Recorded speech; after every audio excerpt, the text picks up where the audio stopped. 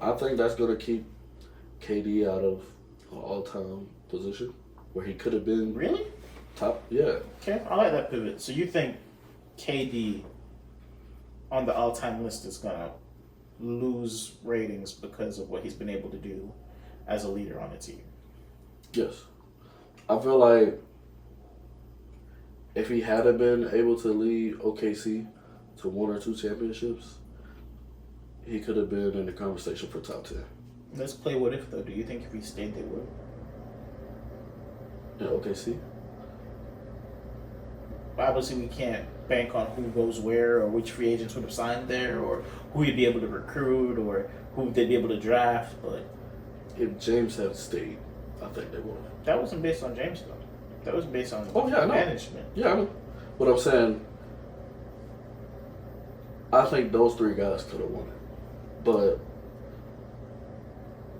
I have another I argument don't. for you. A what if to take into account, not to cut you off, but what if they had gotten rid of Russ? And kept James. Do you think that team would have been better suited to keep KD and keep him happy? Because based on what we've seen in both of their careers, obviously Russ and James are both ball dominant, but Right.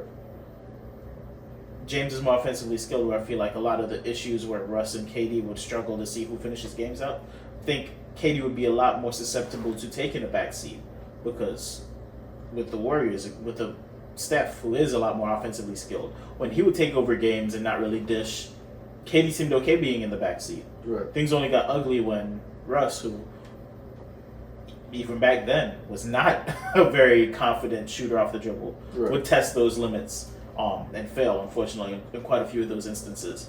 That became a lot more frustrating than if he had like a James who had that run offensively and potentially could have had that run next to KD. Maybe he does stay in OKC. I definitely think KD would have stayed in OKC longer. Um, Because he pretty much left that for Steph, and then Right. he left that for hopefully a situation with Kyrie, and then he's always looking. Then he left that for Devin Booker. Like he's always looking for a guy who offensively could either match or mirror his skill Right. off the dribble, right. and Russ was never that. And also Russ, let's keep it a buck.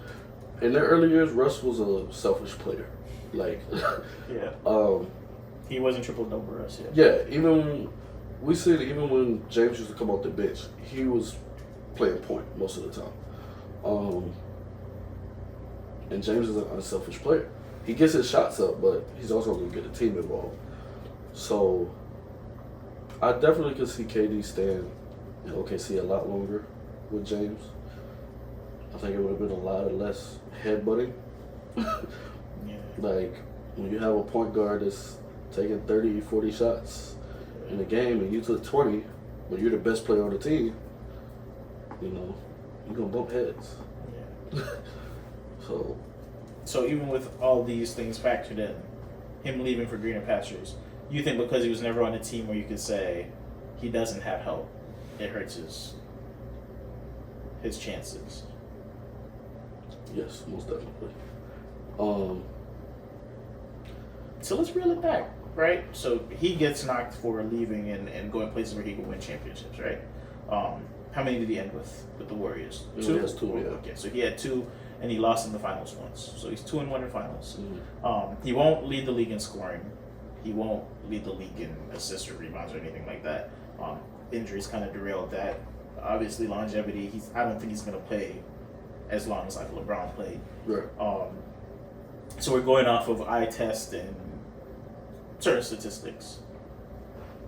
If we're to pair him up against some of the people who are in the top 75 right now, you say he doesn't dethrone anybody at that position necessarily? Like Oh, no, he's definitely in top 75. How high do you think? How far out are you keeping him? Are you keeping him top 25? Are you keeping him top 20? Are you keeping him top 50? I would say KD's top 15. Top 15? Yeah. I would definitely still have a top 15, definitely. But you think he could have been top 10? I think he could have. And nothing could change that now? Like, say Phoenix wins a championship this year, and he is an integral part in that? does he get knocked for this championship if he's able to win one with Phoenix? With a fairly, I'll say in his prime, but it's been an up and down road for Devin Booker this year. With the way the media is, I'm sure it would help his case. But for me, no, it wouldn't. I almost said the media would hate it. I don't think so, because I feel like the media only really disagreed with him going to the Warriors. But then when they won, it was like, ooh, KD, he's got 2 rings. He's in the conversation now. So, him jumping ship to former super team with Kyrie and James, they didn't have a problem with. Then him going to Phoenix from super team with Chris Paul and Devin Booker, they didn't have a problem with it. So, I don't know.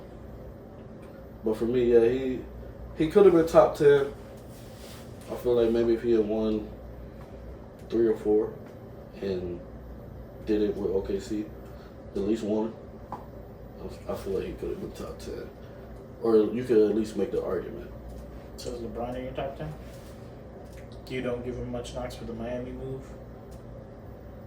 No. Or the move back to Cleveland? LeBron's the top 3 player for me. The reason why I don't knock him for the Miami move, because it was totally different to me. KD going to a 73-9 team,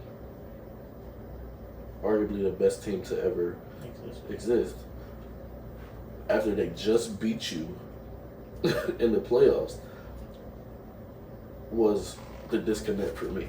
Because where I'm from, who I was a fan of, Kobe Bryant, Michael Jordan, them guys, no, I'm not finna join you. I want to beat you. Then once I beat you, if we want to join together, then, But I feel like he took the easy way out. With LeBron, he was a free agent, and he knew he wasn't winning in Cleveland at that time. They wasn't getting him no help. So I did have a problem with They him. got him Antoine Jameson. Yeah. They got us And Antoine Jameson Shaq. too. Yeah. Anyway. So yeah, man, You think it wasn't constructed, he helped construct it, and that's what makes the difference? I still think it was kind of crazy for everybody. I think it's just because we never seen a free agency move like that, where 3 free agents came together and said, hey, let's go play for one team. So I definitely think he changed the game in that fact, that players are now like, oh, I can go play with LeBron, or I can go play with Steph Curry. You know what I'm saying? Mm-hmm. But the Celtics started it. They did. Yeah, they did. They act like they didn't, but yeah, they did. Unfortunately for them, they only got 1 ring out of it, but they started it. The names weren't as big. That's why. Like KG was that boy. Yeah, like, he was the big piece back then. And I think because they were a little past their prime. Yeah, is why people don't. It wasn't the same like right. Minnesota MVP KG, but they were still. I mean, you say that they were past their prime, but for like the next 3-4 years, they had 4 All-Stars. Yeah. So. Yeah, they weren't that much past their prime. Right. Yeah. But we can't say LeBron started super teams because they had super teams in the 80s. But it was drafted super teams. Right. But we can't say he started super teams. That's where my argument always comes with people. We can say he started the whole free agency. Free agency super teams, yeah. Yeah.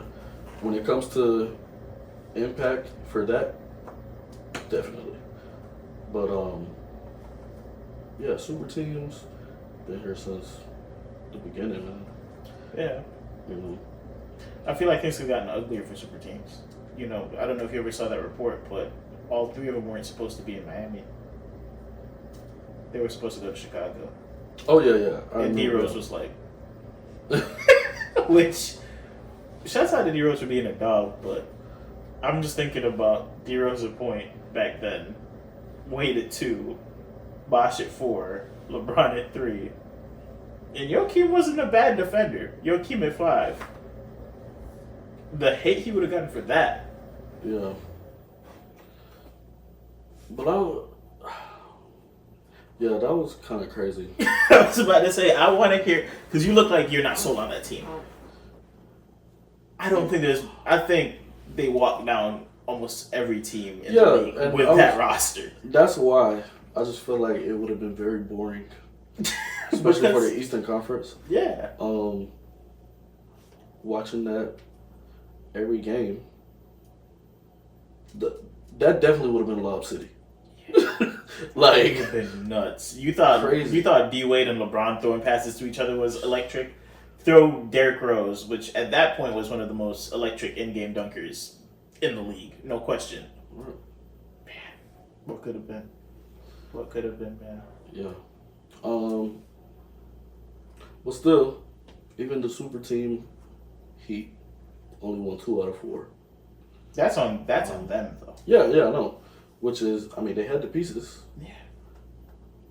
But which is, I think, what gives a lot of people knock towards LeBron still. Is he did construct the team to pretty much fit what they needed. And they came up short against Love Dirk, but a team that did not match up necessarily talent-wise with no way they should have been able to beat them.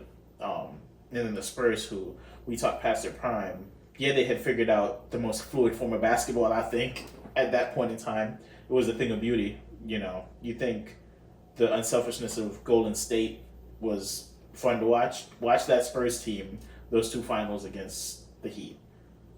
Definition of just get it to the open guy. Didn't matter who it was. They really almost went back to back. Yeah. Yeah. If it wasn't a lot of people would argue. I mean, the trophy was practically on the court. It was in the hallway. Everything was roped off. People forget, it was almost over, right? Definitely was. Yeah. But that just comes back to today, where players are just more comfortable with making those decisions of playing with another all-star or superstar. We say that, though, but we haven't seen anything like KD to Golden State in a while, outside of just, him and Kyrie moving around recently. A lot of guys have stayed still. I mean, him to Phoenix on paper was a big deal. But that's what I'm saying. It's the same guys. It's KD or Kyrie bouncing around from... It's not like we're seeing... we haven't seen Jason Tatum request a trade to go to Denver. Or Right. But why would he? They've been in the playoffs why every year. He would? Because Denver just won. And he could say, drop me on that team, move MPJ to the second unit. We're winning 4 in a row. Or you could harp in, obviously Ant's still on a rookie deal or whatever. They might have just re-upped him. Let me change that. You could go Devin Booker before KD got there. He could be take a pick, I gotta go play with Brian. He needs a scorer. And I feel like if he hadn't got Chris Paul, he was out of there. That probably was definitely a thought. I just feel like it hasn't gotten to that point yet, and maybe it'll start rotating that way once these guys get into their late 20s and they realize rings are not really shaping up for them in the solo aspect of their career. They'll start pairing up, but as currently constructed, I haven't seen the movement like we saw 2010, 2012, 2013 years. Yeah. And I feel like when that happens, because there's a lot of young guys out there that could kind of bring that style of basketball back if they pair up with each other. A lot of guys who played AAU together. You could see a Trey and Anthony Edwards on the same team or something crazy like that. I could see them kind of pairing up, but it just doesn't seem like it's even out there for these guys really moving. These guys are kind of focused on the mega max that the league kind of put in place. They want to stay on the same team and get that massive contract instead of move around and get a chip. I think chips are becoming less important in players' careers. Right. And I feel like that too. I feel like all they care about is stats and money. I think it's hurting the product of the NBA in general. Yeah. If we want to go down that road, I feel like this year has been one of the terms of product on the court, especially regular season, I think it's one of the worst years for basketball. I've watched a few games where after the second quarter, a team's down by 25 points and the game's over. Mm-hmm. And I feel like I didn't see much of that in the mid 2000s, the late 2010s. And I feel like a lot of teams are essentially resting players on the court. You know, now that you can't really DNP without penalty, I feel like they're resting star players out there and guys are just quit. I think there's been like multiple games of people losing by 50 points this year. Insane. In the NBA. Not the G League. Yeah. The NBA. Like, Boston just beat somebody by 50 points who's a playoff team. They beat a playoff team by 50 points like last month. Who was it? I'm trying to remember who it was. They blew somebody out by 50. I know. And it wasn't a lottery team. And I don't remember who it was either. But it's becoming more of like an okay. We got blown out by Atlanta by 40 points earlier in the year. Mm-hmm. We're second in the East. That used to be unheard of if you're like a top 5 team to lose any game by 10 or 15 points, much less 40. Yeah. I mean, a lot of it has to do with the lack of defense. For sure. I watched so many games where players move out of the way. Like a guy's driving to the rim, and it doesn't necessarily have to be LeBron. We know a lot of people have always moved out of the way from LeBron. Yeah. But yeah, it's just like they go to the rim untouched, like which for some teams is understandable because a lot of teams are playing 5 out. So they have that space to go to the rim. But then when you have a defender down there, he doesn't contest. It's like, oh, okay, yeah.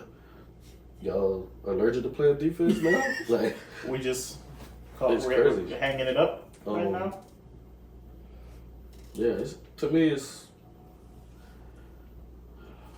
very overwhelming because I've watched the game go to this. Yeah. Which, don't get me wrong, I still think we're in one of the more skilled eras of basketball, but I just feel like the heart aspect of it is a lot lower than it was in the early 2000s. And I think in terms of like people, the amount of people on the floor at a time that could hurt you offensively is at a peak in the league. I don't think it's more skillful. I just think it's definitely more shooters because with Steph changing the game, that's what players started working on, was shooting. High schoolers. Have you seen like any AAU clips or even like yeah. under 4, under 5 leagues? Like these guys pulling from half court at like 6 years old? Yeah.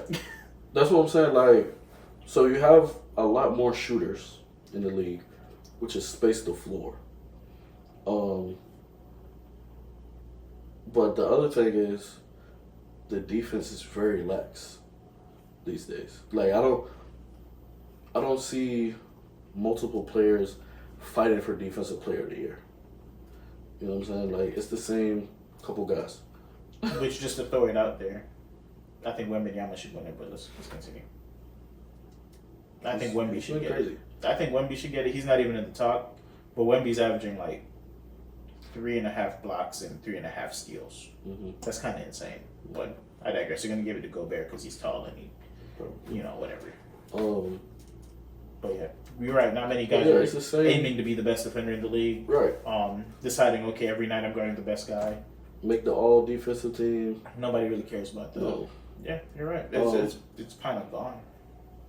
So to me, my favorite era of basketball, skill-wise and defensively, is the early 2000s. I feel like it was like the perfect medium between getting your ass beat from a foul in the 80s and 90s to shooters being able to shoot more and more efficiently to now what it is, it's just like to score 60, it's nothing these days. Yeah. You know what I'm saying? You had like 5 guys who would average Well, back then you had guys averaging 30 because of how the teams were constructed, right? But you had, like, say the year AI won scoring, averaging 30 plus. If you look at the top 10 scorers in the league that year, I think the guy at 10 was under 20 points average. Now, if you look at the league, you probably go 40 players deep of guys averaging 20 points a game. Right. So it's no longer quality of scoring. It's just everybody scoring. Right. You have 4 guys on the team that might average 18. And we know this because games are getting to 140, 150 points. Yeah, regular season games. That's It used to be crazy when the All-Star game got to that amount of points. They scored 200 points in the All-Star game this year. They did. That's insane. Yeah, they did. But yeah, skill-wise, I don't think it's any better. I think it's mainly due to defense, lack of defense. It's the floor spacing. If players were able to space the floor back in the day like that, we see a lot more 60-point games, 50-point games back then as well. But a lot of games back then, somebody scored 60, they worked for that shit. They worked for it. You could definitely, if you play the tape of Kobe's 81-point night against the tape of Luka's recent, I think it was 73-point night or whatever it was, looks completely different. Right. Granted, Kobe made a lot of free throws that night, but he was they were hitting him in the lane. Right. A lot of Luka's stuff came uncontested. I mean, even when Devin Booker scored 70. Oh yeah, let's not even talk about that one. But yeah. Go ahead. God. It was different than the league we have today. Yeah. So yeah. I don't know. I guess it's good for marketing and get people to watch it. Yeah. Getting the product out there. Right.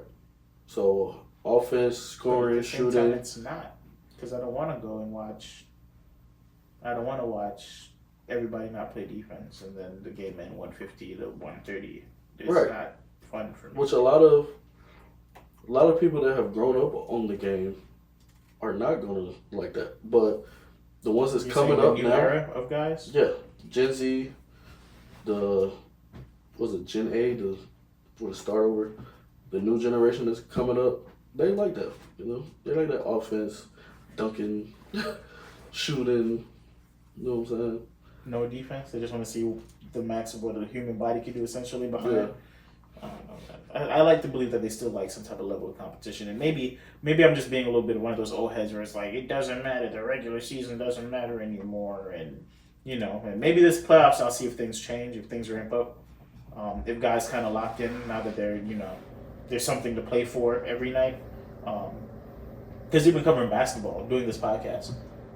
This has been one of the first years in a long time that I've actually watched some basketball during the regular season or tried to pay attention. And I won't lie, betting is a big reason why I opted into it. But still, I'm actually paying attention to how guys are playing, how they're affecting the floor. How many minutes a game? Are they actually giving their all every game? And it's over the prior years, it's been like, yeah, you hear that it's been a less of a product, but this year's just been pretty evident. Yeah, but definitely. I don't know what the future holds for the NBA. I know they're trying so many things. They tried the in-season tournament this year. I don't think it worked very well. It gave the Lakers another chip. It gave LeBron another thing to hang in the, accomplishments. And, they won something that people were actually playing pretty hard for, it looked like. But then what happens when the in-season tournament's over? And then that's, the incentive was money. Right. That was it. It was money for everybody who doesn't usually get money. Where do we go from there? Like, the contracts are going to get bigger eventually. Unless you plan to raise the money on that pool at some point. Everybody knows that trophy doesn't really lock into anything. It doesn't give you a playoff bonus. Like, if it gave you a legitimate spot in the playoffs. And unless they add more incentives, I think this is going to be the hardest we see players play for it. Because it was like, this was the first one. They wanted, yeah. You know what I'm saying? So, from now on, it's like, unless you add some other incentive for the in-season tournament. This should make you where the winner of that automatically gets a playoff berth. Imagine Detroit winning that, and then they win the in-season tournament, and then they're in the playoffs. I mean, it would be bad for I guess the overall product, but it gives you a reason to like ramp up if you extra basketball, no matter if your team's hurt or whatever, or you could rest some starters and prepare yourself for the playoffs. No, that's a definite jump, Yeah. But then again, because it's not like the All-Star game for, I know baseball at one point, they made home field for the finals based on which conference won the All-Star game. Mm. I don't think that's a good balancing Yeah. because that's a little bit too much of an advantage for something that shouldn't be that meaningful. But if you're going to have in-season games anyway, and you feel like you're trying to make the season matter, make something like that where there is, outside of money, there is a big jump on why you would want to. It would create so many like coaching aspects where, okay, if we lock in for these 3 weeks, LeBron, you're only playing 20 minutes a game going out because we have a playoff spot locked up. We don't even have to worry how many wins we got, right? Technically, it still hurts the back end, but at least you get full commitment. You get like 2 playoffs essentially in one season. I don't know. Something has to give though, because all the other things they're trying, where they're forcing guys to play, or you can't take this break, or you can't do this, or you can't do that. They're finding loopholes. Yeah, like I'm saying, they're just standing on the court and letting themselves get blown sore out. ankle. Yeah, exactly. After a back-to-back, all of a sudden you got a sore ankle. Knee fatigue, whatever it is, Yeah. right? They find some way, and then it still hurts the product. And like I said, as somebody watching basketball for over 20 years now, I just don't know what product we're going to have 5 years from now. Because a lot of the guys coming out of college, and they're not even really invested in basketball the same way like the early 2000 guys were, where I feel like they lived and breathed basketball. Up to Anthony Edwards' draft class. The man said he didn't even like watching basketball. He preferred to watch football. Yeah. He'd be a football player if he had a choice. Yeah, and it's kind of like you could tell between like with Jokic and Embiid, Gobert, the big man was starting to get back to like Back to post. the basket. Yeah, you know what I'm saying? But is it gonna stay like that? Now you got Wemby, 7'4", dribbling, shooting threes. Chet, like, is it just gonna get worse in that aspect, or We're just gonna have monsters on the court, essentially. Right. Like, so Jokic and Embiid, they've been in the league for some years now, and we're already seeing that playoff style like starting to go away again. But who's developing that style of play? Like you said, when the court opens up, nobody's teaching back to the basket anymore. Right. The game evolves, everybody's evolving with it. Nobody's teaching post-game or post-moves. Like you said, Rudy is deficient offensively. Well, yeah, it was mainly for defense. Yeah. Which a lot of big men were defensively. But who's the next great big man coming out of college right now? Exactly. It's supposed to be the Zach Edey kid out of Purdue. His offensive game is whack. You look at the UConn kid, same thing. Just I big, haven't really, and they're not even like lottery for a picks. while, anyways. But you haven't. But let's say like over the last 4 years, the guys who've really jumped off the page coming out of college, it's wings. They're the only ones who really get to develop in college somewhat. Yeah. But those big men, they don't. Nobody's in there like, okay, let's run our offense through the big man and have them learn to play back to the basket. It's straight wings and guards for like the last 15 years that come out of college. There hasn't been a great center necessarily outside of Embiid that's come out of college and you're like, he's that guy. Cat.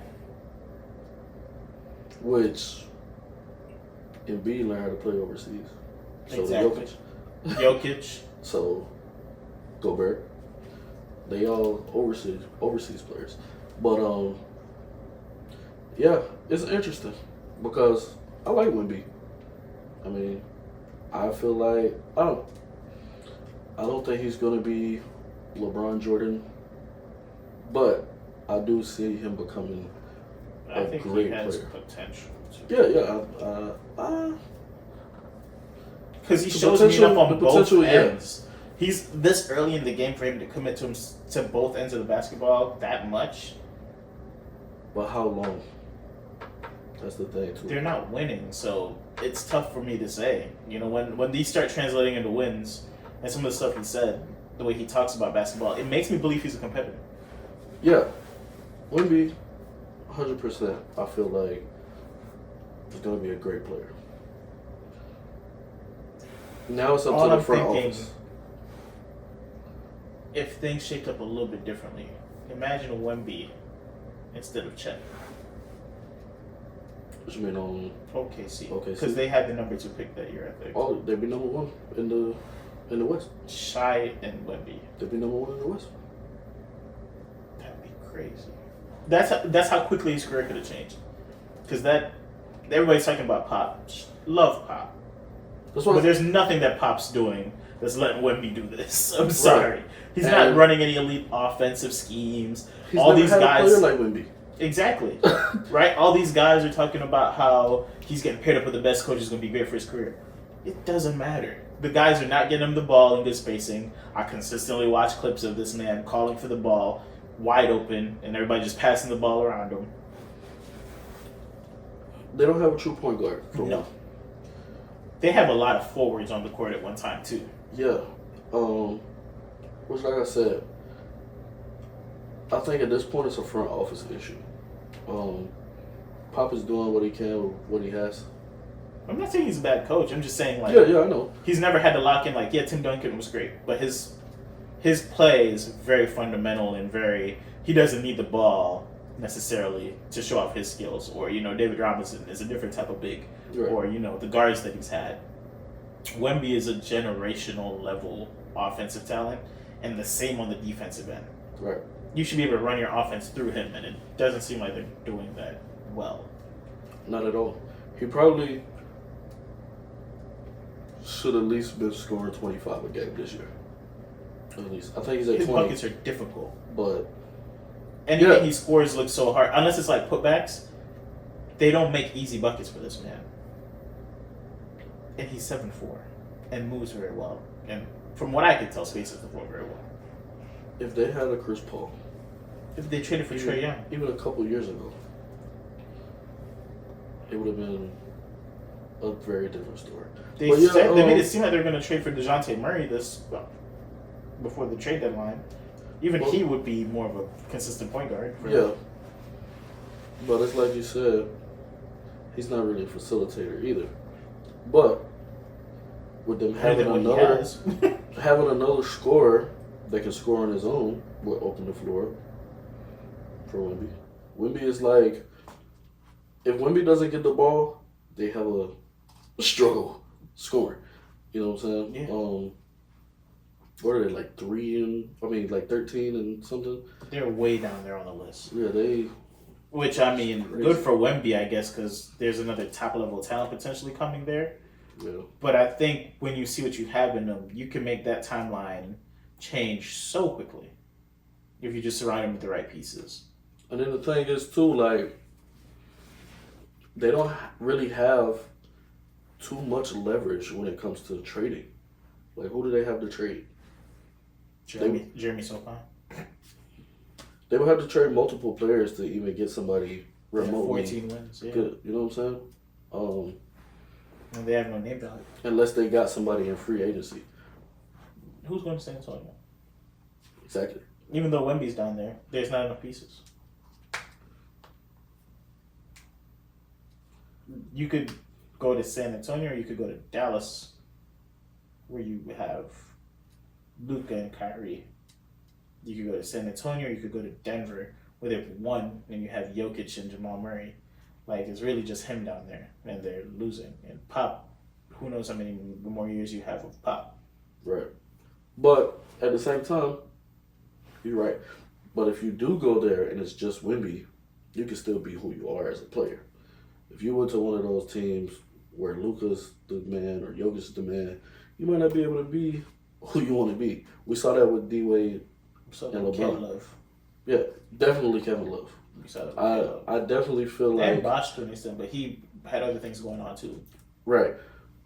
I definitely feel like Kevin Love going to the Cavaliers dwarfed his career. Got him a chip. It got him a chip. But as I mean, he was a third option, but it's kind of like. Mm, So I pose you the question: do you go the K Love route or do you go? I mean, I guess the Charles Barkley route or something like that, where you definitely, your name carries more weight as like an individual player, but you don't get a championship. Because Caleb was a 2020 guy. yeah, I mean, career wise, if that's what he was playing for, championships, then he succeeded in his, quest. But How much money is enough money?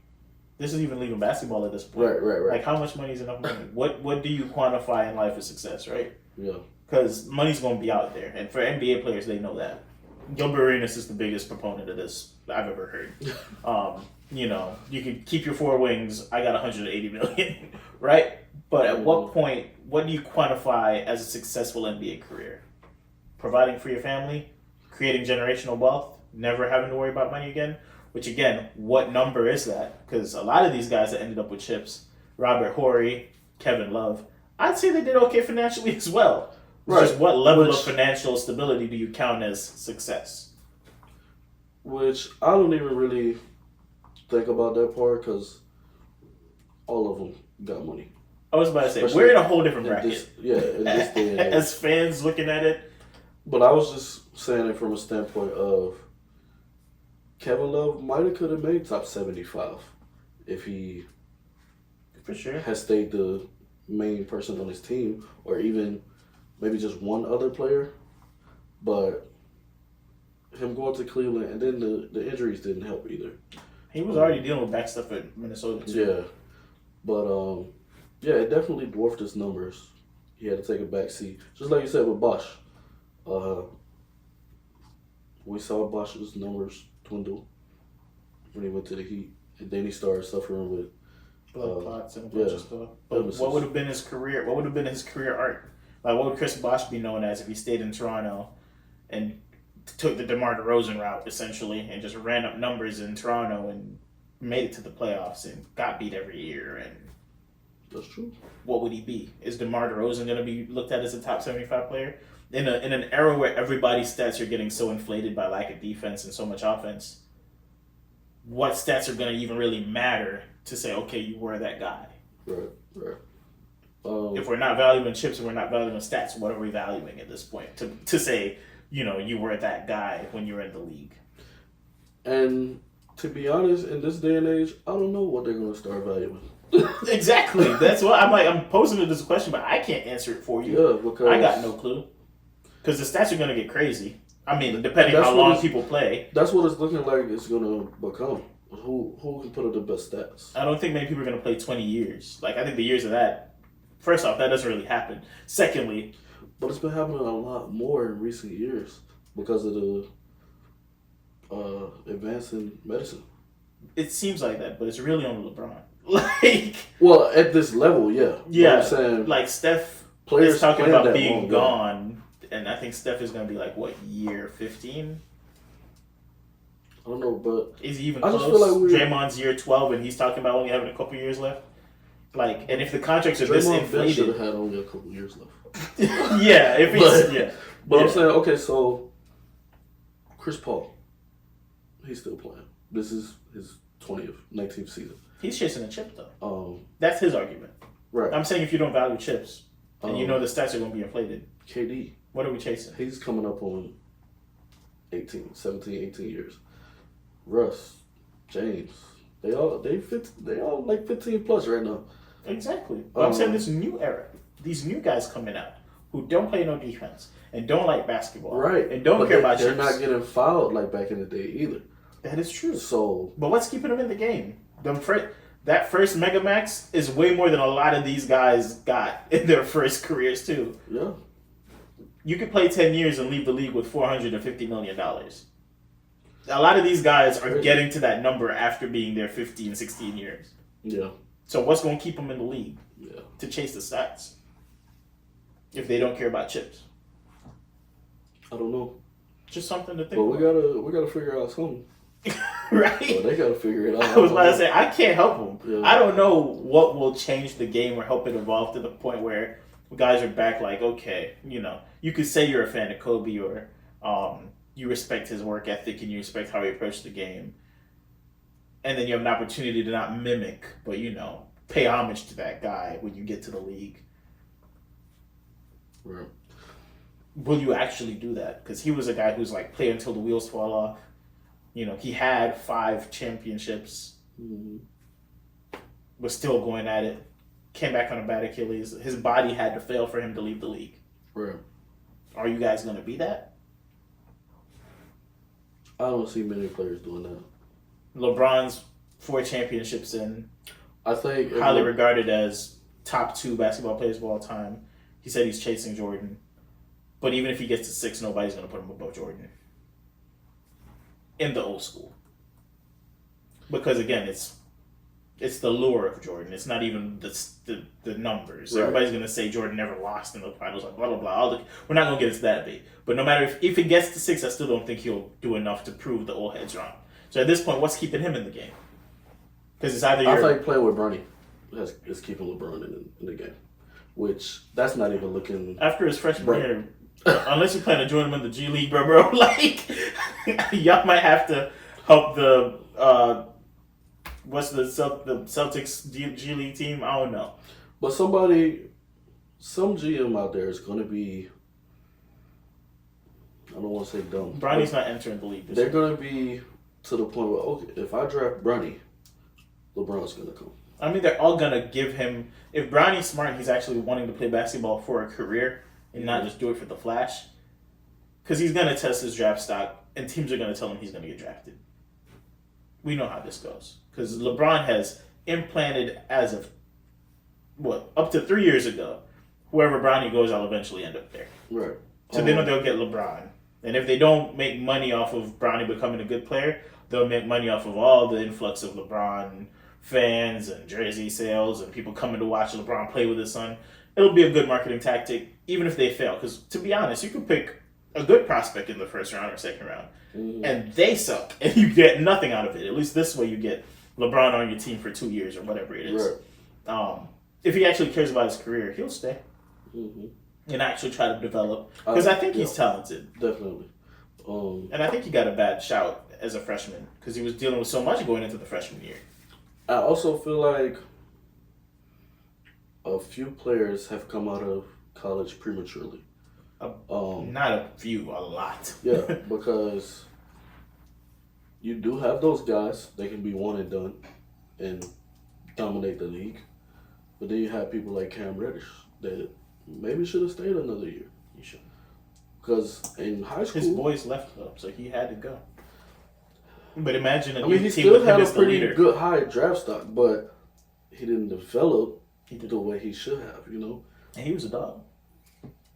All the new school players will tell you. When they played him in high school. Yeah, a lot of them used to come out and they'd be like, who's the toughest guy you played? Cam. Yeah. Cam, he could do anything. So, I don't know, man. I do hope he stays. I think it'd be good if he did. Definitely. So yeah. But it's all, again, it's based on what the new school values. Because if he's valuing, creating his own legacy and being a good contributing player in the league for years to come, you'll stay and you'll develop your game.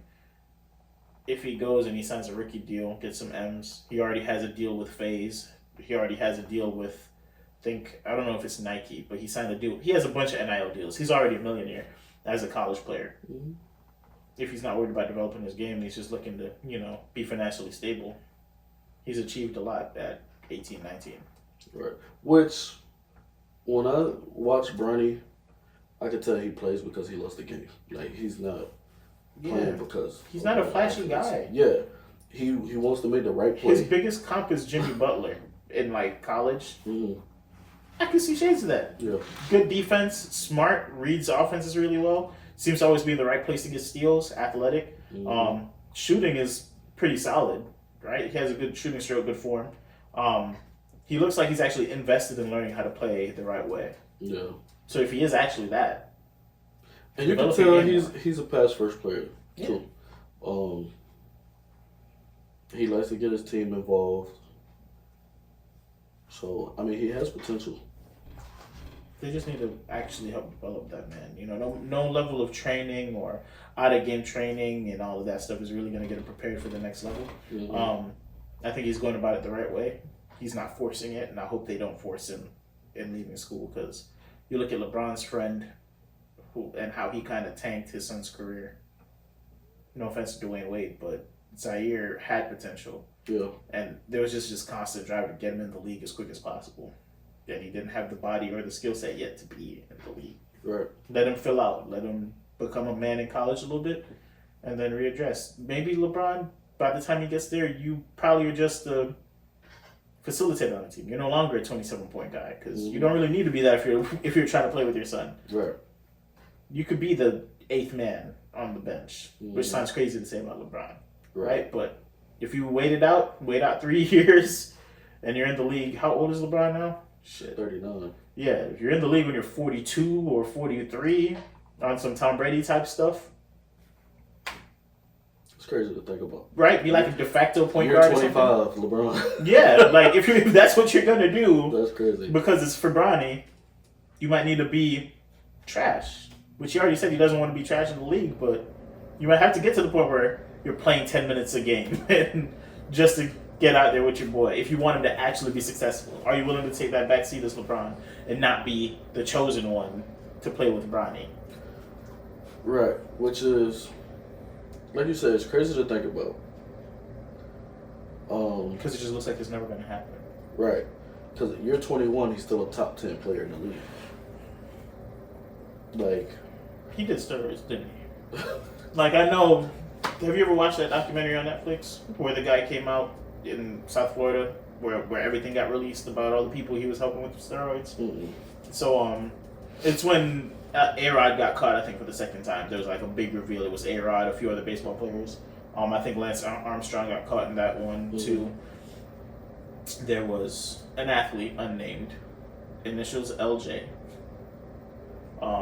whose pickups would be picked up by initials RP every week. Rich Paul, LeBron James. It was a basketball player. They never confirmed it was LeBron. They never denied it was LeBron. But it was in the same window he was in Miami. So everybody's like, he had to be part of whatever happened. Allegations. Right.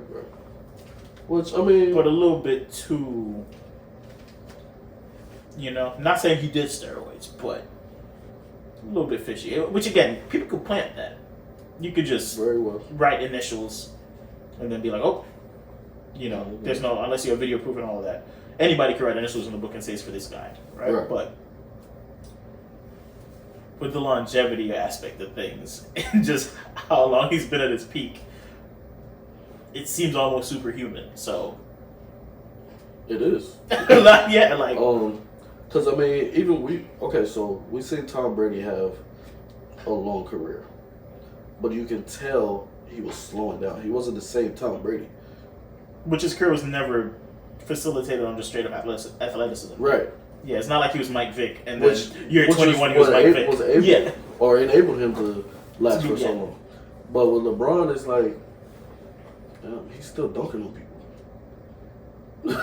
Yeah. Like, he's still driving down the lane and elevating. Yeah. Yeah. And it's crazy, man. Like, we've never seen a player like LeBron. I don't think we'll ever see it again. I don't think anybody's going to invest that type of time in it anymore. Yeah.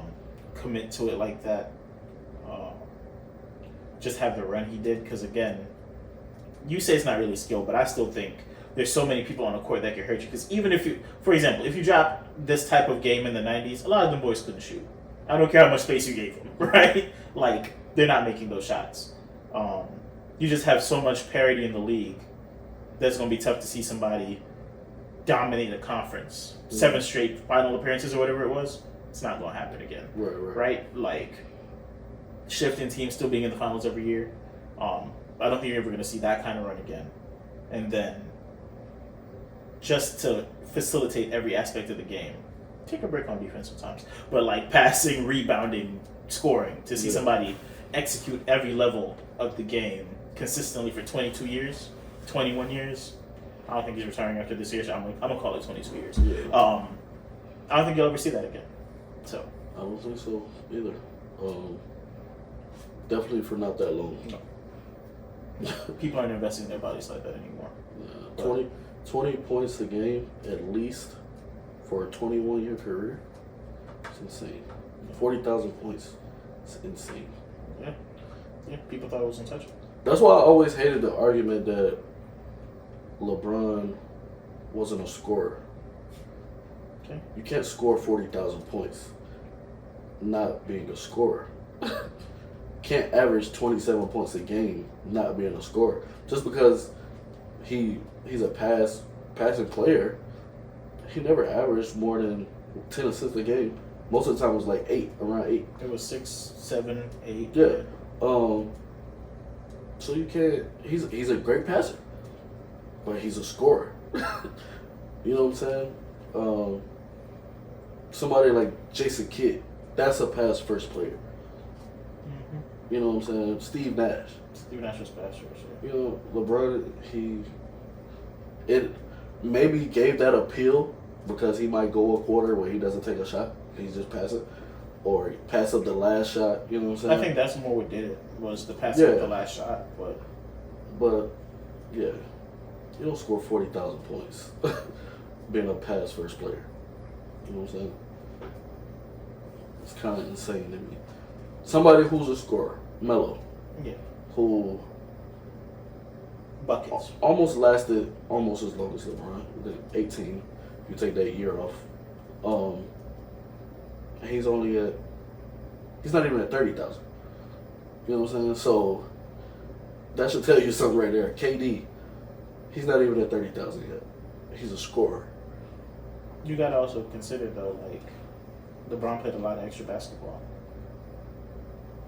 But 40,000 is regular season. Yeah, but he played almost 82 games almost every year, didn't he? Like he didn't have many years where he's not playing 82 games. He's only played 82 games one time. Well, how many times has he gone under 70 games? I Like don't know. outside of recent seasons. I feel like he's had a great bill of health most of his career. Yeah, he has. Like I haven't pulled up all of his games, but I don't think there's many years where he's gone under 70 games at all. And then if we're talking peak LeBron, it's 28 for 70 games, 72 games for over 20 years. Right, that's what I'm saying. He's a scorer. I don't get the knock. I have to listen to more people's conversations, but it doesn't make sense. At all. It doesn't But make sense. I've heard it a lot, especially from LeBron fans, because they try to discredit people like Kobe, Mike, Melo. Oh, they score first players, and he done outscored them because he's a score first player as well. Yeah, I haven't gotten into arguments with Jordan fans in a long time. Yeah. I've kind of retired because it's just there's no winning, right? Because what are we factoring in here? Obviously, there's eye test and all of that stuff. Cool, fantastic. Mm-hmm. But a lot of the things that we level off as what makes Mike great, he still struggled with a lot of things in his career that we just seem to gloss over. That's very true. I think the one that LeBron held over him for the longest time is not losing in the first round of the playoffs, and then he eventually had one. By all means, it doesn't ruin things for him, but people act like when Mike got to the playoffs, he won the chip, and that was it. Like every time he made the playoffs, he was just a championship guy. He lost before he got to the championship quite a few times. Right. Why don't we factor those in as much as getting to the finals and losing? That's all I ask. I'm not saying he wasn't great or anything, but he played many years and only had 6 championships. He didn't win a championship every year. So he's technically not undefeated in the playoffs. He just lost before he got to the finals. Yeah. Why is that not a knock? That's very true. I don't get it. Yeah, LeBron's lost a lot of finals, but he's been to way more than Jordan has. So, and I don't think it's arguable against way better teams, but you said it. You think it's? I don't think it's arguable. Yeah, I think LeBron faced better competition in all those In finals. the East? Oh, in the finals. In the finals, in every finals he showed up to. I'm not saying you could argue that the East was weaker than Michael Jordan's East turned conference foes. I think that's even questionable. But once they got to the finals, the teams that they were playing against, I don't think there's much question. Obviously, Dallas wasn't the best, but I think you can only make the argument for Golden State. Really? Yeah. The Spurs were past their prime. The Mavericks was past their prime. The Spurs weren't that far past their prime. The Spurs had walked through what? Tim had been in the league 16 years. But they walked through the new. So, if we're going based on years, then should we count any of the latter losses in the finals that LeBron had? Because he was in year 15. He was still in his 16. prime. But now we're just knocking him because his prime lasted so much longer. No. I'm not knocking him. Because technically LeBron's still in his prime. And he's in year 21, right. So... He should have... If he was in his prime, then he should have had no problem beating him.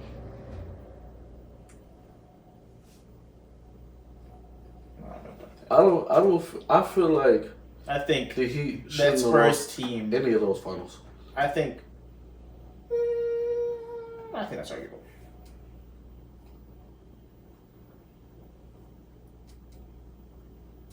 I just think it... You think that Spurs team was past their prime, even though they were arguably the best team in the West all those years?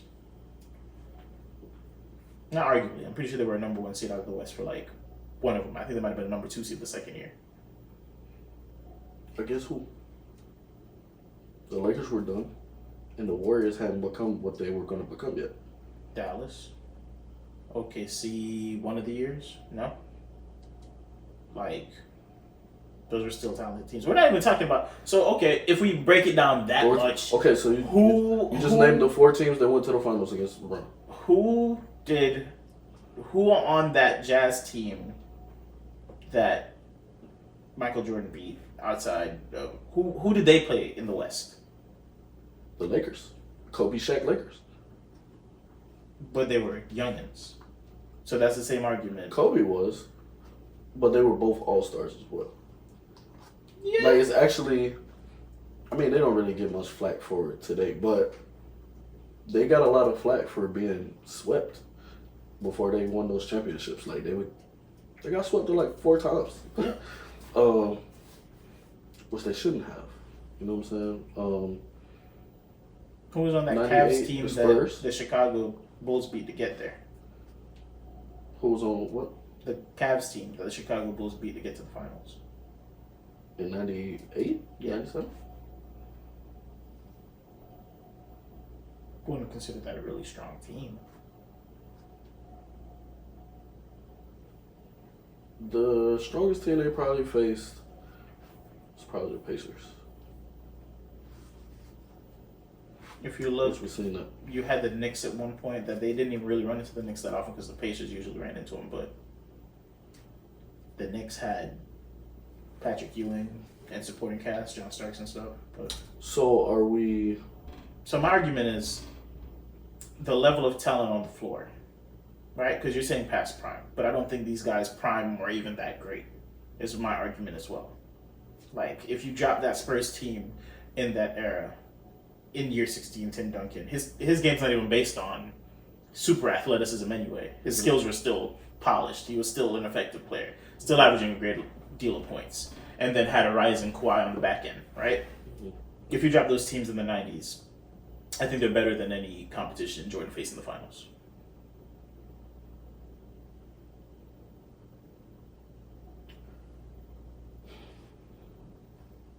Because are you taking Carmelo and John Stockton over Tim Duncan, Tony Parker, Manu Ginobili, young Kawhi?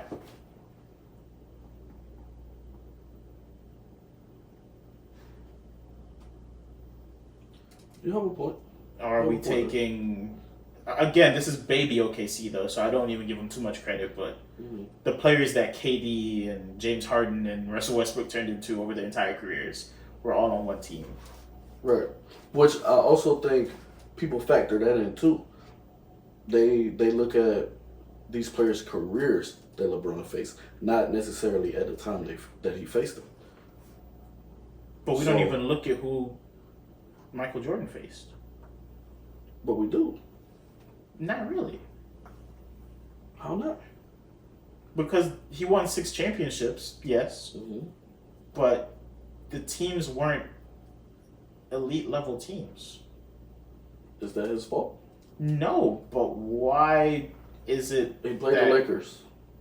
we could say LeBron conquering the East wasn't that bad because the East wasn't that strong, but we're confident that Michael Jordan winning 6 championships against teams that weren't that strong doesn't get flagged. Like he had the Warriors of that era. Right. So Like essentially the comparison that should be made more often than not is Steph to Jordan's teams. Because they had the elite teams and they walked through people essentially. okay, That's a better comparison. Okay, so we're gonna go there. LeBron faced better competition, but he also had better players on his team. And some of them. I mean, Like in the Miami Heat years, I would say yeah. In his first appearance, I think that loss was inevitable mhm. because it was again Tim Duncan, Tony Parker. I think Manu was there at the time too, against LeBron, Zydrunas Ilgauskas, Mo Williams. Like Right. so that first one, and I know he doesn't get that much flack for that first one, but that first appearance, he shouldn't have really been there. It should have been Detroit versus San Antonio, right? Right. So we go to the Miami years. He faced Dirk Nowitzki, Jason Kidd, Hall of Famers, but Jason Kidd back end of his career. Jason Terry, Sean Marion, like Right. good supporting cast, but we're not gonna act like they're elite. It's not LeBron, D Wade, Chris Bosh. Exactly. But if we look, or they had past that, they still hadn't even. They had a solid roster, but it's not like they went 6 guys deep. I think consistently in Chicago's era, they had the 2 best players on the floor on the court in almost every series that they were in the finals. That's it though. Because after the first 3, the team basically changed. Then you add Dennis Rodman, who's not a scorer. He's Draymond. Yeah. But who else? Steve Kerr provided great shooting. How many points? Horace Grant. I mean, but back then, that's not a good way to quantify that too, because again, the style of play was different. So how many points is not the It is because even if they were scoring 80 points a game, if he's only averaging 3.9, how much help was that? You're right. Then we got to go Horace Grant. He was averaging a lot more than that. Like he In had Chicago supporting years? players. What? In Chicago years? Yeah.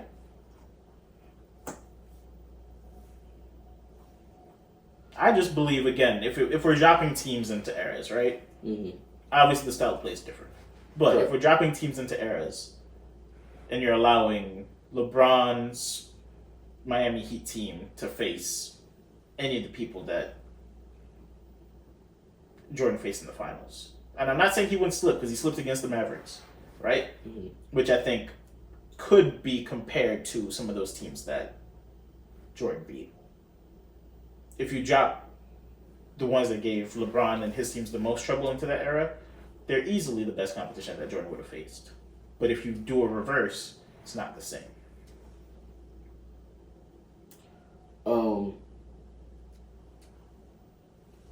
Okay, yeah, like you said, it's different eras, so Yeah. the game was different. But I believe the Bulls could have beat any team LeBron beat. I don't think the Bulls could beat any team LeBron beat. I believe so. And that's where the eras argument comes in, right? Because Except now the Warriors is a different. That's the team. That's a different thing. but that was his So that's majority of LeBron's career, right? Is right, which I don't. them guys. I don't give him flack for losing to a KD Steph Curry Warriors. That's insane. Like you have 2 of top 20 players all time on the same team. Yeah. It's kind of crazy. Yeah. And that first one they lost to him, his team didn't make it to the finals. What do I mean by that? I mean, by the time the finals came around, you can look up the poster too. It's quite hilarious. Mm-hmm. It's LeBron, Matthew Dellavedova, Tristan. Oh, you mean when they were in the finals? When everybody got hurt? Yeah. No, that was the 2015 finals though. That was before KD got hurt. Yeah. That's what I'm saying. So even if we were supposed to factor out that one and face like early Golden State, where they're technically not 73-9 yet, or they're technically not KD loaded yet. Right. If we take that LeBron team that's playing in the finals, that's not the team that was supposed to be there. Right. Because they was missing Kyrie and Kevin Love, right? Right. I just think we omit a lot of things from the conversation when we try to compare both of them. Like, we don't just look at a topical value. Like, remove the aura, remove Michael Jordan and all that he meant to the 90s and how he built the game and how pretty much NBA wouldn't have been the global sport that it is now if he wasn't a part of it. Obviously, what he's meant for basketball and what LeBron's meant for basketball, two different things. Okay, so let's do this. Take Mike off those teams. Yes. Do they still win those championships? In that era? Mm-hmm. No, but I think they're still competitive. Yeah. They got to prove it a little bit. But they lose. Yeah. Take LeBron off the Heat team. They did that essentially. They still beat OKC. No. They're not even in that conversation. They don't beat OKC? No, they're not even going to get to the finals. You're saying me Dwayne and Chris Bosh would have been in the finals in the East? Dwayne Wade and Chris Bosh? Yes. In their prime? Let's not forget, Dwayne Wade was barely making the 8th seed before they decided to build a super team. Like, that's why... By itself. Yeah, but Chris Bosh was no longer, like, that level of Chris Bosh anymore. Do you think LeBron stunted him that much that he would be an elite number 2 enough to take him to the finals? And then elite enough to beat that OKC team that walked through the Mavericks, who were just championships, the Spurs, and Kobe? I know he diminished his numbers that much. Look at Chris Bosh's numbers before he went to the Heat. He was an all-star. We just talked about winning basketball, though. The Raptors weren't winning much. But what I'm saying, if he had been on a team with Dwayne Wade and all the players they had, they would have still been able to make a finals run. All the players they had. Yeah. What's all the players they had? Mario Chalmers? Whatever players was on that team. Mario Chalmers and Mike Miller? They're a championship level team without LeBron. Who's beating them in the East? Who's beating them in the East for them? I think the Raptors beat them. No. Well, I'm going a little bit too forward now. Not the Raptors. I'd have to go back and break it down, but you maybe because I went too far forward because it wasn't DeMar DeRozan and the boys. Not even the Bulls. Not even beating the Heat at that point. They probably would. Healthy D-Rose, they probably would. LeBron wasn't just an add-on. Like the series were 6 games, and there were some 7 games on, but he wasn't just an add-on. But what I'm saying is, okay, so a lot of these guys that were supporting, Dwayne Wade was never known as a facilitating 2-guard. The offense is not running the same. Mario Chalmers was not even a facilitating point guard. That's why they struggled at times. Right. But what I'm saying is, if LeBron's not there, Wade has to step up and beat Wade. They don't make the finals. Bosh has to step up and beat Bosh. They don't make the finals. I think they do. What year was that? I gotta pull that up. What year was that? Against the OKC? Yeah. 2012. Okay, 2012 Heat. And then we'll see what that era looks like. Because there's no way they make the finals without LeBron. I don't think the East was that weak. Shoot, what was that Boston team looking like? Because that's one of the first things brought up, 2012 Heat versus Celtics. Yeah, that went 7 games. Who was on that Celtics team? I'm pretty sure that's the one where he went into his dark mode in Boston. Oh, yeah, probably. Like, to pull them out of the, it was about to be a 4-2 series to Celtics. And then he put up, I think it was 45 and only missed one shot, like in the third quarter, and then turned it off. But he went 3 straight quarters of just straight dominance. Right. But because he did that, Wade didn't have to be Wade, and Bosh didn't have to be Bosh. I love D Wade. It's one of my dad's favorite players of all time too. That Celtics team had enough to deal with Wade being Wade or Bosh being Bosh. Because the rest of the pieces were not there. They elevated, like, what But LeBron... we what I'll never say is, seen like, it. what LeBron takes away from these bigger guys, he inflates all the smaller guys' numbers. So it's a shift, essentially, in points, right? Like, Mike Miller and Shane Battier aren't going to average 12 points a game without LeBron on the court with Dwayne Wade. So who beat the Celtics the year Orlando went to the finals? Was it Orlando or the Cavs? I think it was Orlando. So you're telling me that Which, that Orlando we team, didn't even talk about the Orlando team that was structured literally to all of Dwight's strengths. He had 4 shooters on the court at any time. And all he had to do was be a post player that kicked. they wasn't going anywhere else after that. They didn't. Made it to the finals. So yeah, But not this is once the super 35-year-old team was- KG. This is 25-year-old Rondo, averaging almost 10 points and 10 assists a game. I don't know. Yeah. But it was Rajon Rondo, 35-year-old KG, 34-year-old Paul Pierce, 36-year-old Ray Allen, Brandon Bass, a bunch of negligibles on the bench. Sasha Pavlovich, Etuan Moore. I remember Etuan Moore a little bit. That's who was out there for him. All right? On the Heat side, we have Mike Miller, James Jones, Udonis Haslem, Shane Battier, Mario Chalmers, 25-year-old Mario Chalmers. Which one of these players, without being facilitated by LeBron, are going to be enough of a +1 to help against KG, Ray Allen, and Paul Pierce? You have to think again what year this is, right? This is 30-year-old Dwayne Wade, by the way. Right. What years is this? This is the 12 year. 2012. The Celtics didn't go back to the finals. They didn't go back since 2010. They never went back. Orlando, they never went back since 2009. Game 6, 45 points from LeBron. That's the part that I'm talking about. Right. So How you're much telling did Wade me have? that game? Mm-hmm. Let's look.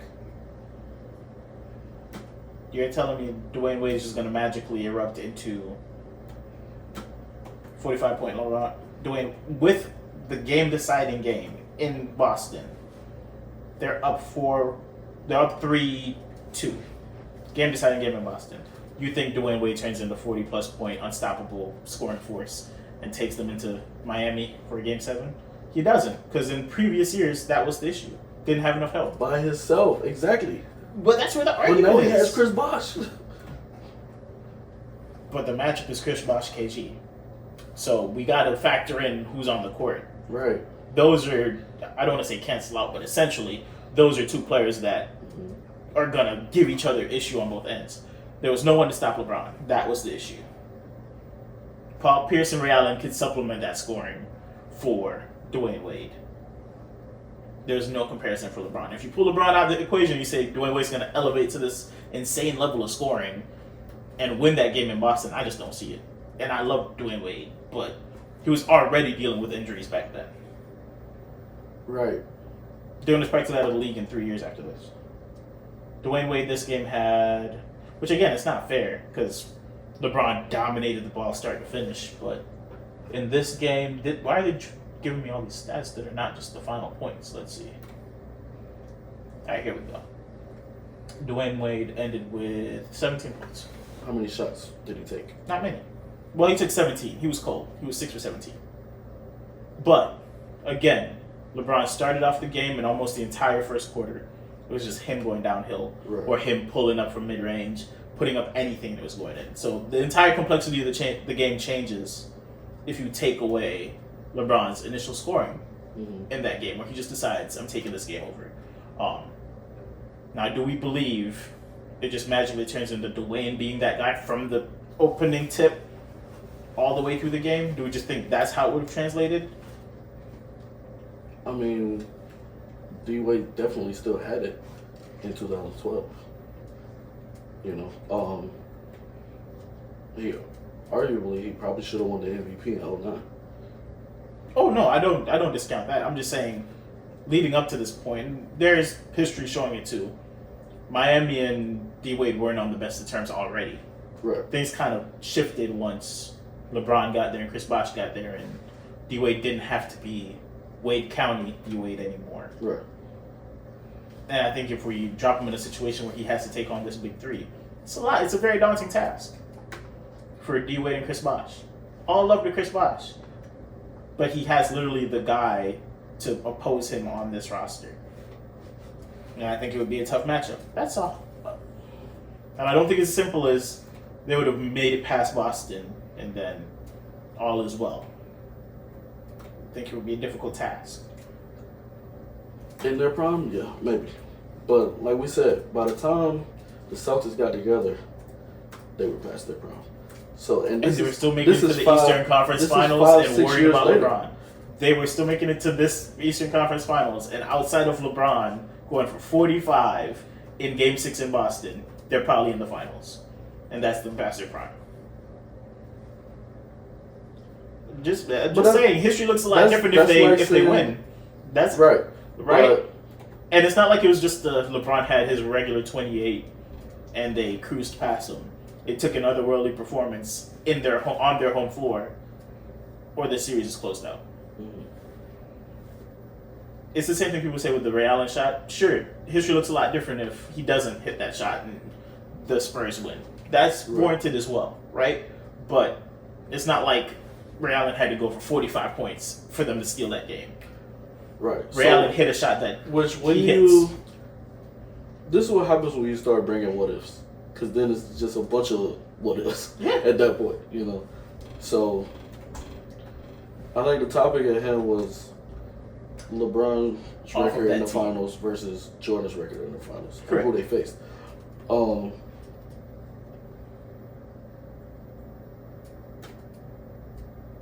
I don't know if maybe I think it's with both. So we take the player's whole career and say, oh, they faced them in the finals and not necessarily where they were. Jordan faced a prime Charles Barkley in the finals. He did. A prime Clyde Drexler in the finals. He did. A prime Gary Payton, Sean Kemp in the finals. Now, if people are going to say Karl Malone and John Stockton were past their prime, then you have to say about Jordan. They came in together. They all were the same age. So I've heard the argument a lot too where, oh, he beat Utah. They was old. They were the same age. Like, how old? So are we arguing primes now? Because like I said, I feel like LeBron's getting knocked for how long his prime has been. Because essentially, the Golden State series should have been past his prime. Like a lot of those series should have been past his prime.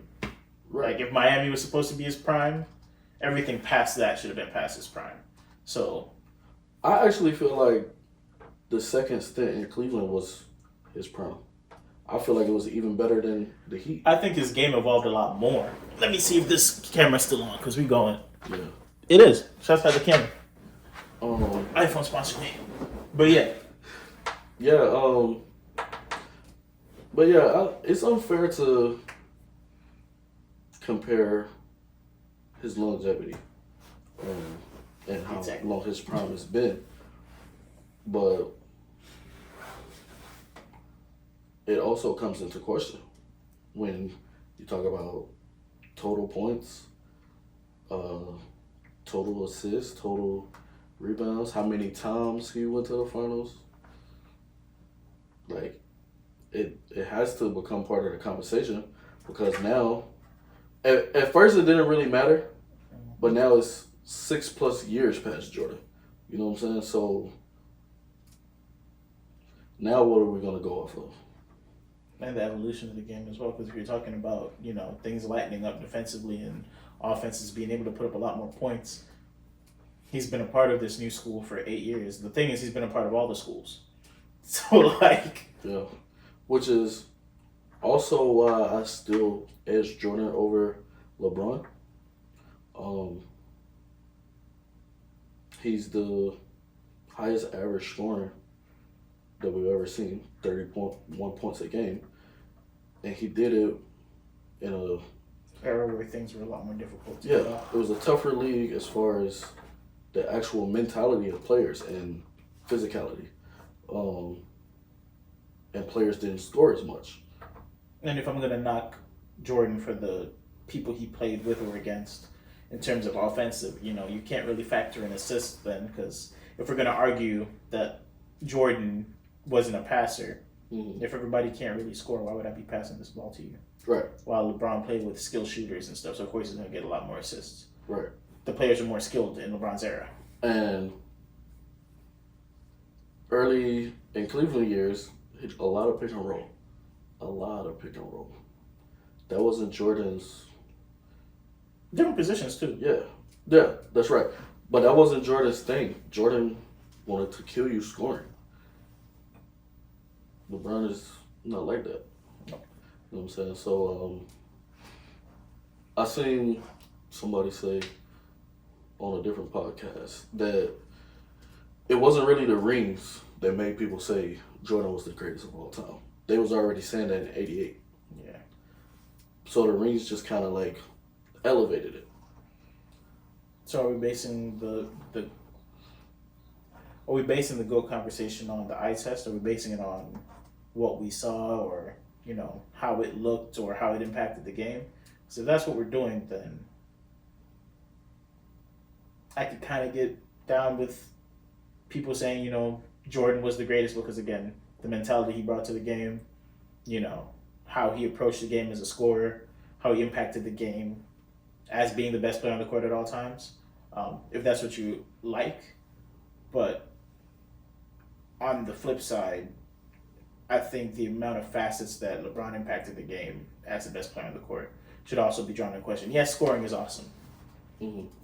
Defense, which I think Jordan has over LeBron too, in terms of like how he played defense, is awesome. But impacting all assets of the game, I feel like, should also come into play. I just think people don't really draw as much interest in the other things that LeBron presented over all the years. They just go, he don't take the last shot that much. Okay, let's take championships out of it. Yeah. Right? Yeah. So now we're going about offensive game, defensive game, and impact. And wins, yeah. Right. So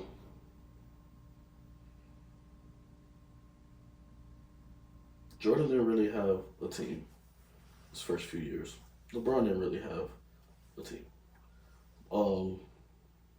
Difference is the East was a lot weaker in LeBron's era. You had the Pistons. And then later on you had the Celtics. But before that, you didn't really have too many people. What era the Nets was it? Didn't the Nets have Kidd and Vince still back then? That was early LeBron era, I feel like. Richard Jefferson, Kidd and Vince. Yeah. People give Vince his flowers for how he, Yeah, but that Nets team was a little underwhelmed. It wasn't what they thought it was going to be. Seems to happen to the Nets a lot. Yeah, definitely. Because it's like once they added Vince, they stopped going to the finals.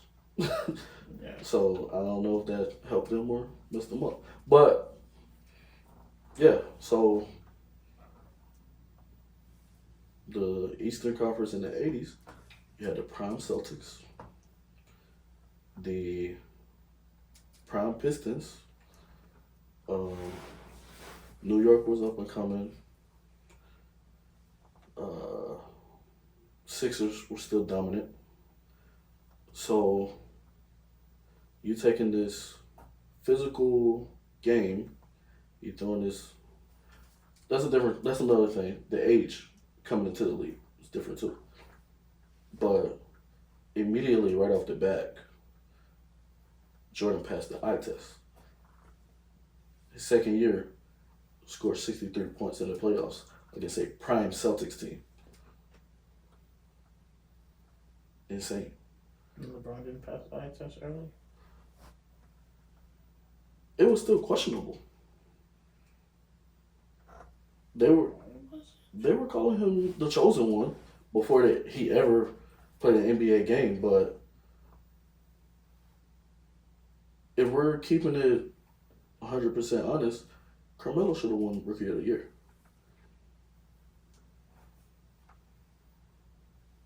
But because they were already pushing for LeBron to be the new face of the league. Well, the stats were comparable. It wasn't like... Okay, the stats were Melo didn't blow him out of the water. Right. But then what do you go off of? You should have went off the team's record at that point. Mm-hmm. So Melo should have got it. But what was the supporting cast for Melo? What was the supporting cast for LeBron? Did they factor that in at all? I'm just asking questions. I'm not saying like he shouldn't have won. Yeah, I know. I know LeBron had Carlos Boozer, Darius Miles. Boozer wasn't even really Boozer yet, or was? Yeah, he wasn't Boozer yet. He became Boozer in Utah. No. But who did Carmelo have?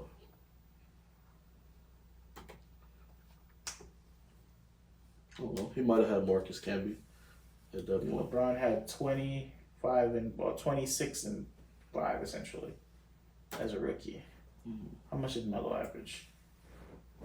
Probably like 25. I think it was 20 as well. But I think he had less assists. Carmelo 21, 6 boards and 3 assists, and he played every game. So that's been controversial since it happened, you know. But we all know who's had the better career. Who ended up being better. I mean, would it have hurt to give Carmelo Rookie of the Year, though, NBA? Like, you could have let him get the Rookie of the Year. Like, looking back at it, nobody would have been like, he didn't even win Rookie of the Year. No, to be honest, they probably would have been like, he didn't even win Rookie of the Year. Right. It definitely would have been something for Jordan. Yeah, it would have 100%. As soon as I said, I was like, nah. They are 100% bringing that into effect if he did. I need to see 2003-2004 season. These boys made it to the first round of the playoffs. Got swept by Minnesota. Nuggets. Yeah. Mm-hmm. Yeah. Okay. Yeah. If I'm not mistaken, Melo had never missed the playoffs. Actually, no, they didn't get swept before he went to New York. Then why did he leave? It probably was money at that point. But still, and he had an opportunity to join them boys too. He just decided to go for the bag in New York. Or maybe it was he could never get past Kobe. Yeah. I mean, but people did make it past Kobe, didn't they? He didn't. Yeah, I was about to say, if we're being 100%, like... He didn't, but yeah. People talk about, not being able to make it to a finals or win a finals with a certain player in that era. And realistically speaking, I don't think there's ever been a final stopper necessarily like that. I mean, outside of Michael and LeBron, like nobody's gone on an insane run of keeping people out of the finals. Nobody in the East. Yeah. Nobody in the East saw the finals for 7 years. Right. That's stopping someone's blessings. That's somebody's whole career, essentially. Definitely. Right. And then you look at Michael's years. Yeah, if he doesn't retire. Yeah, he probably has 8 years that he keeps the he probably keeps the East out of the finals, right? So nobody else can really say that necessarily. No. Yeah, the Nets were doing their thing in 03-04 still. Okay. Minnesota was solid. San Antonio was solid. Damn, that's a lot of 51 teams. Yeah, Denver snuck into the 7th seed. And LeBron's team was 35-47. Which was what in the East? 9th, 10th? It was down there. They didn't arrange it. They did it by division standings. I'd have to look. Okay. Oh. Here we go. No, they're doing per game stats.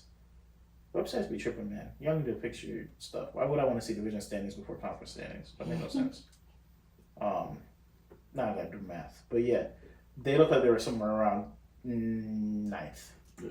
Because there was a couple teams in there: 23 wins, 28 wins, 33 wins, 21 wins, 25 wins. Yeah, because I know it was a time in the league that the East, you can make it to the playoffs and not even win 40 games. Oh yeah, that was Boston did it this year with 36 wins. So yeah, Cleveland was right on the outskirts of making the playoffs. Mm-hmm. Yeah. What a time to be in the East. Because all these playoff teams in the West, you had to get to at least 43 wins to get into the playoffs. But yeah, I remember it used to be the least for a reason. Yeah, but I don't think you can get mad anymore, or you shouldn't get mad or feel some type of way. There's an argument for LeBron being the greatest player of all time. That's my only thing. I understand preference. I understand reasoning. But for people to be like, it's impossible to have them in the same conversation, or it's disrespectful to have LeBron over anybody as the greatest player of all time, I think we're just being a little bit disingenuous at that point. Like everybody, Mike did what he did. And again, the aura of Mike, yeah, we could say it's the scoring and stuff, but what he meant pop culture wise and what he meant to the league is bigger than what he did on the court. Right. He's still a big name, right? And that's always going to carry some weight. Right. I mean, you have players coming into the league now that were born in 2000s that will still tell you Mike is the greatest of all time. Yeah. Even though, and in closing, because we're at 2 hours and 30 minutes, but even if we break it down even further, this new generation, have you heard what some of them have said about who's the best player of all time, who's their favorite player? Mm-hmm. There's some people saying Paul George. Oh, I haven't heard that. Yeah, I've never heard that in my life. Yeah, that's the new school. Some of these guys who aren't even in college yet. But you know what's crazy about that? That's their goal. PG's been in the league that long for him to have people say that about him. And like Melo's son. I remember PG coming in. Yeah, Melo's son is PG's his GOAT. Keon Anthony or Kion, I don't know how to pronounce it. But yeah, that's his GOAT, essentially. And I've heard a couple other guys now in that class or, freshmen in college are like, yeah, PG's my GOAT.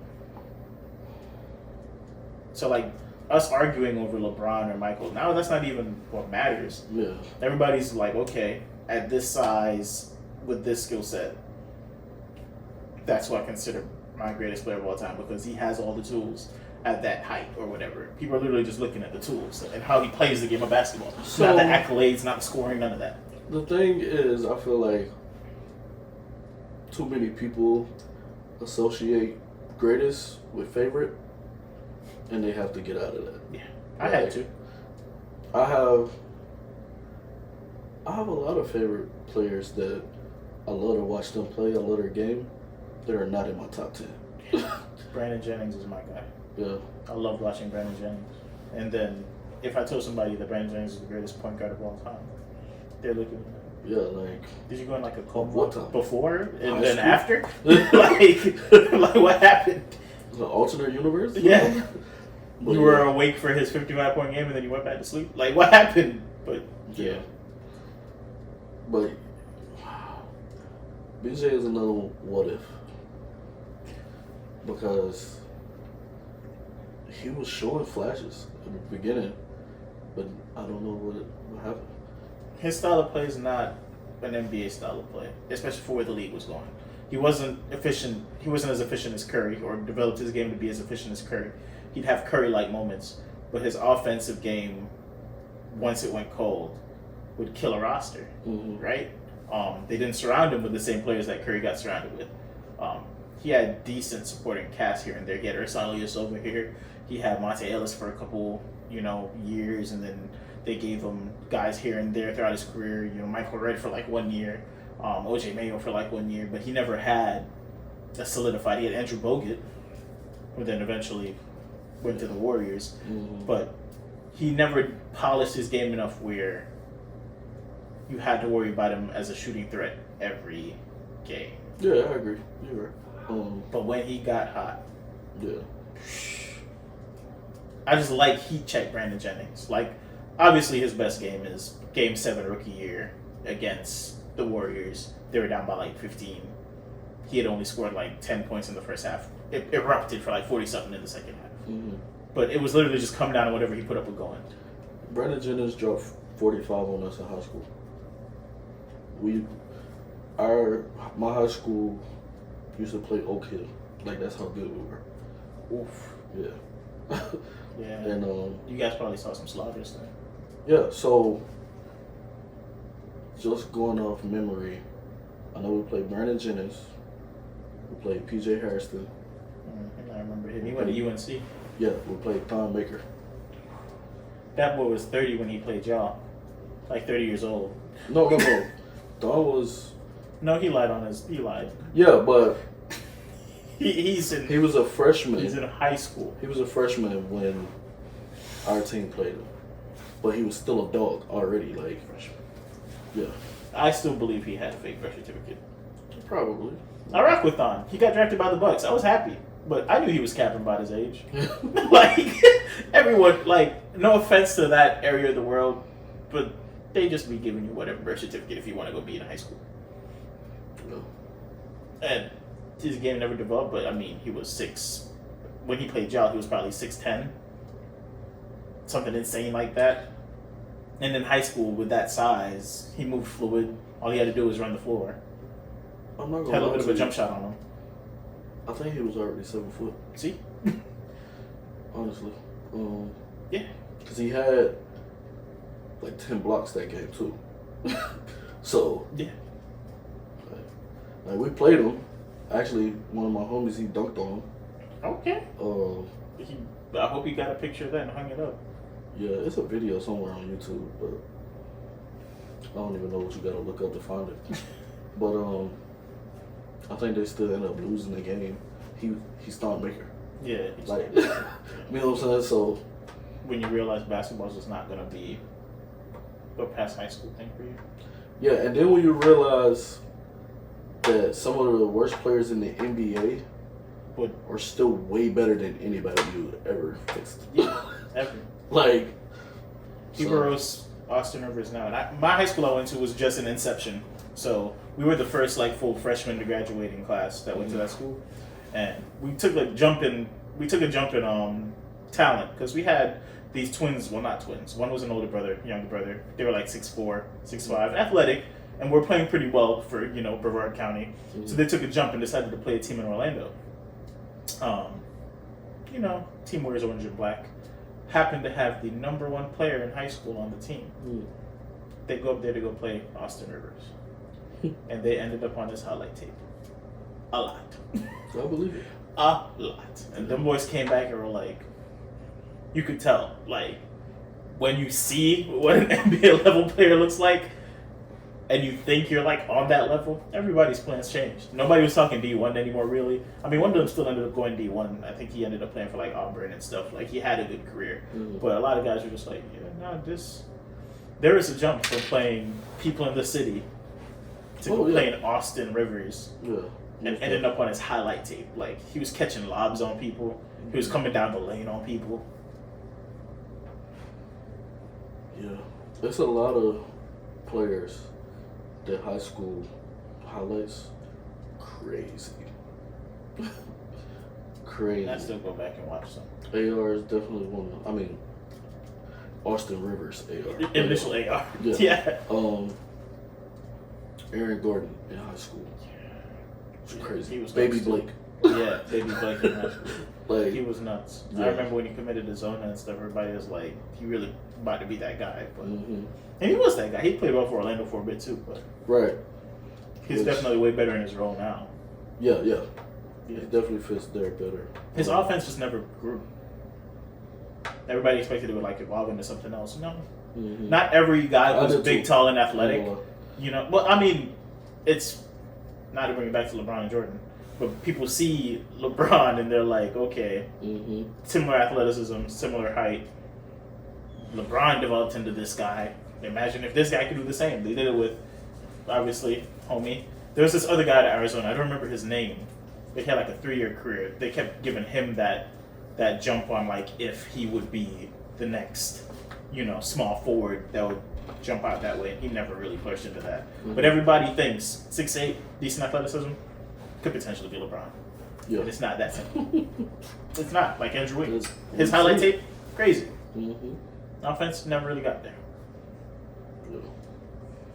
But. Well, yeah, man. Lakers Celtics in the finals. to put a bow on it. Stay tuned. Lakers Celtics finals. If I'm to give my actual finals prediction as of now, give me Clippers Celtics finals. It's not a bad take. I'll take Clippers Celtics finals. And that's And if I'm gonna be a homer, give me Bucks in the finals. Okay? We'll figure. As long as James Harden doesn't disappear in the playoffs when they need him. At this point, it's like warranted. So, hopefully PG, Russ, and Kawhi could carry the slack. That's another one. If PG doesn't disappear in the playoffs. He does do that a lot. Yeah. Gosh, I might have to reevaluate. We have a couple weeks to figure out if I'm going to stick with that take. But in closing, if you guys are here, what are y'all doing? It's like 2 hours and 35 minutes. We appreciate y'all if y'all have. Yeah. It's been a fun basketball conversation. It's been long since we talked basketball. So, there'll be more of these for sure. Keep tuning in. I think 454 subscribers. Keep subscribing. We'll cover some more football players for y'all. Cover some more basketball takes, more UFC takes, both podcasts and YouTube. So, thank y'all for tuning in. See y'all next time. Please like, subscribe, and share. We'll catch you on the next one. Peace. All right.